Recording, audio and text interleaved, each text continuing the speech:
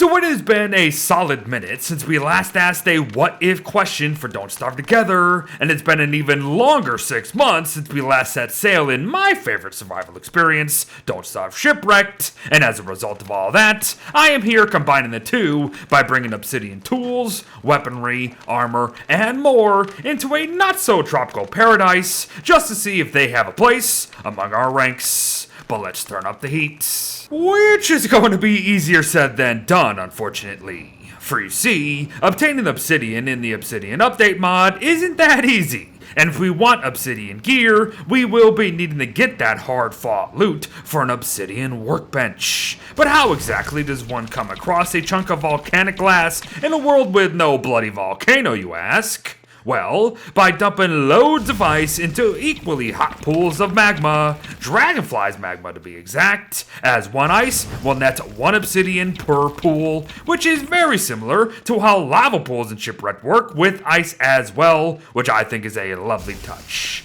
Be warned though, only one obsidian can be gotten from one pool once per day, so we will be limited throughout all of this. Heck, even a workbench already puts us back 8 obsidian chunks, which is impossible to get in one magma pool round, and then we still have to get more for all these new fiery crafts to boot. The obsidian machete, spear, axe, armor, and more have all washed ashore and Don't Starve Together here, but before we can harness their heat, we have got a boss to beat for them dragoon hearts. No piece of obsidian gear is complete without a dragoon's heart at the center of it, and with no volcano and dragoons themselves, at least not yet, mind you, our only option is the big bad dragonfly.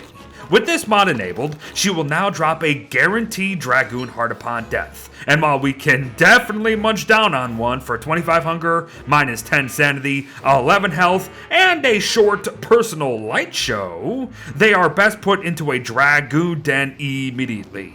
Costing 1 heart, some rocks, and even more obsidian, dragoons have also found their way into an unfamiliar universe, all the while making the place like home with their very familiar mechanics. Each will house 3 to 4 dragoons, and each dragoon will take 2 minutes to initially spawn, mind you, as well as regenerate after we kill them.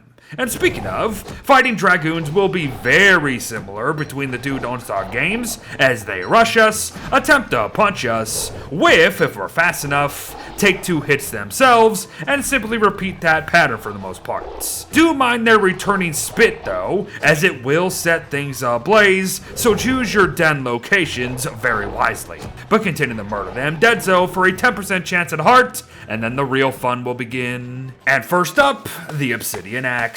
The thing boasts 250 uses total across the board, with a high efficiency when it comes to chopping, which is pretty much at the level of a moon glass axe. In short, it fells trees real good. Now, in Shipwrecked, use of obsidian tools cause them to charge up, get hotter in our hands, and eventually burn everything if we were not careful, including ourselves. However, in this mod, it seems like only some of that is true.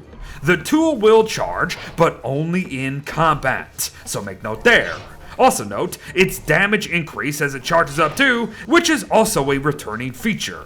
But charge it fully, and you'll also notice a red hot glow to it, as well as it lighting literally anything it hits ablaze. For the most part, that is. Again, normally obsidian tools could charge from work and burn what we were working on eventually, but that doesn't seem to be the case here. That said, the light provided by charged tools and weapons returns, and our ability to cool them off to prevent out-of-control fires via dropping them in the water does as well, and that's cool stuff. To continue, however, the Obsidian Spear is here as well, and pretty much takes the cake when it comes to dealing fiery death. I mean, the thing can charge up all the way to 200 plus damage potentially, but again, we kinda have to mind the heat and upcoming fires, cause you might be hurting yourself more than you think. Enjoy its ridiculous amount of uses though, as that's not actually modded. That's how this thing works in default Shipwreck too. It's good, like really good. The Obsidian armor has also returned, and for the most part, we can anticipate it working the exact bloody same as it always has. For one thing, the armor will provide complete fire immunity to anyone who wears it, which pairs extremely well with all them weapons and tools we've been mentioning, of course. But for another, anything that does happen to hit us will immediately burst into flames for a few seconds anyways, so there you go. Now that's perhaps not super useful against bosses who don't really panic while on fire, but to medium and smaller mobs, this thing is definitely going to make them feel the heat. Mind its somewhat low protection though, and a nerf durability when compared to its Shipwrecked counterpart, which is actually kind of surprising. Sneakily enough though, the Obsidian Fire Pit has also been made a part of this mod, although we won't be finding it under the Obsidian Workbench, but rather an alchemy engine. Yet another similarity to Shipwrecked. Costing 3 logs and another 8 obsidian, the fire pit of all fire pits is honestly insane.